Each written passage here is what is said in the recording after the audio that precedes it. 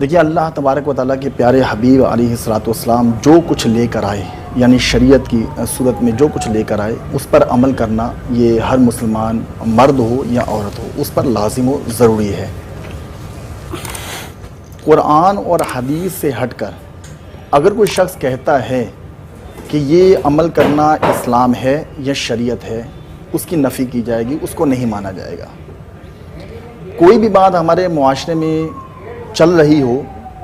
تو سب سے پہلے اس بات کو ہم قرآن اور حدیث پر پیش کریں گے کہ آیا یہ قرآن اور حدیث کے مطابق ہے یا نہیں ہے۔ اگر مطابق ہو تو ہمیں اسے لینا چاہیے اور لینی بھی چاہیے اس چیز کو، لیکن اگر وہ قرآن اور حدیث کے مطابق نہیں ہے بلکہ اس کے مخالف جا رہی ہے تو پھر اس چیز سے بچنا چاہیے۔ پھر وہ توہم پرستی ہے، پھر ہماری عوام اس میں خود پڑی ہوئی ہے۔ جیسے مثال کے طور پر یہ کہا جاتا ہے کہ اگر گھر میں خالی کینچی کو چلا لیا گیا تو گھر میں پھڈے ہو جاتے ہیں۔ اب یہ ایک ایسی بات ہے کہ جو عقل میں نہ آنے والی ہے۔ اگر خالی کینچی کو ہم چلا لیں گھر میں پھڈے ہو جاتے، اس کا مطلب پھر نائی کی دکان پر جو کینچی چلتی رہتی ہے گھر میں تو جھگڑے ہوں گے، پھر وہاں تو تلواریں نکلنی چاہیے۔ تو اس کا مطلب ہے کہ یہ ہماری عقل بھی قبول نہیں کر رہی ہے، اور اسلام اور شریعت جو ہے وہ ہماری عقل کے بالکل قریب ہے۔ ایسا نہیں ہے کہ ہماری عقل کے قریب نہیں ہے یا عقل سے ماورا وہ شریعت نہیں ہے، بلکہ عقل اس کو قبول کرتی ہے، عقل مانتی ہے۔ مسئلہ یہ ہوتا ہے کہ جب ہم نے قرآن اور حدیث کو چھوڑ دیا اور علم کو چھوڑ دیا اور علماء سے رابطے کو چھوڑ دیا تو پھر ایسی باتیں جنم لیتی ہیں۔ جب ایسی باتیں جنم لیتی ہیں تو پھر ہم خود بھی گمراہ ہوتے ہیں اور پھر دوسروں کو بھی ہم بتا رہے ہوتے ہیں، ترغیب دے رہے ہوتے ہیں کہ یار یہ عمل کرو گے تو آپ کا بھی نقصان ہو جائے گا،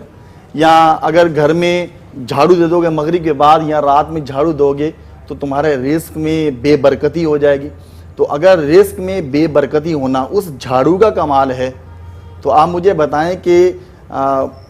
یورپ کنٹریز میں رات کو ہی جھاڑو دیا جاتے ہیں، روڈ صاف کیے جاتے ہیں، تو وہاں تو غربت ہی غربت ہونی چاہیے، لیکن ایسا نہیں ہے۔ اس کا مطلب یہ ہوا کہ اللہ تبارک و تعالیٰ کی ذات ہی کار فرما ہے، وہی اثر پیدا فرمانے والی ہے۔ اگر اللہ تبارک و تعالیٰ چاہے تو رزق میں برکت ہوگی، اور اگر اللہ تبارک و تعالیٰ نہ چاہے تو اس رزق میں برکت نہیں ہو سکتی، بے برکتی ہی رہے گی۔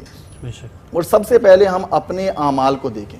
یہ ہمارے اپنے شامت اعمال کی بنا پر ایسے کام ہوتی ہیں کہ رزق میں بے برکتی ہو جانا، گھر میں پھڈے ہو جانا، فساد ہو جانا، یہ سارے ہمارے اپنے برے اعمال کا نتیجہ ہوتا ہے۔ ہم اپنے برے اعمال کو نہیں دیکھتے بلکہ ہم کسی نہ کسی چیز پر اس کو ڈالنے کی کوشش کرتے ہیں کہ یار یہ ایسا کام کیا تھا نا، دیکھو میرے ساتھ ایسا ہو گیا، حالانکہ وہ ہم نے جو برا عمل کیا ہوتا ہے وہ برے عمل کی نحوست ہی ایسی ہوتی ہے کہ اس نحوست کی بنا پر ہمارے رزق میں بے برکتی ہو جاتی ہے۔